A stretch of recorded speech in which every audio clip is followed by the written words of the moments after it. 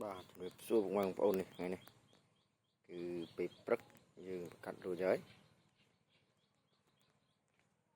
ឥឡូវនេះអីនេះកំពុងតែអោបបងប្អូនកំពុងអោបបញ្ចេញពើងទៀតហើយ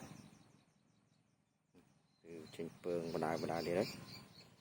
គឺខ្ញុំចាប់ផ្ដើមបំបែកមេចេញហើយគឺម៉ោង7កន្លះហើយបងប្អូននៅអោបនេះឡើយទេតែពើងគឺខ្មៅល្អបងប្អូនពើងគឺច្រើនក៏ដល់ដែរមកព្រិក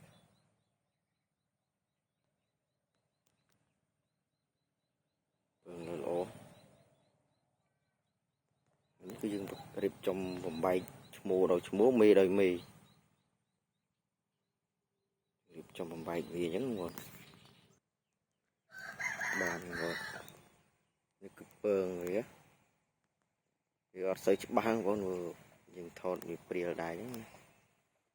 នេះច្បាច់ចេញពើងមកហើយពើងខ្លះគូដែតពើងខ្លះគូអីចឹងដែរណាគឺយើងប្រកាត់បែបធម្មជាតិអត់មានប្រើអុកម៉ូនទេ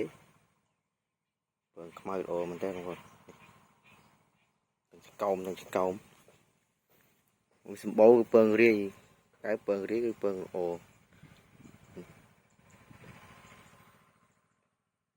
គឺខ្ញុំចាប់ផ្ដើមបំបែកវាហើយអានោះចាប់ដើមបញ្ចេញពើងទៀតហើយពីគូនោះប្រឹងច្បាច់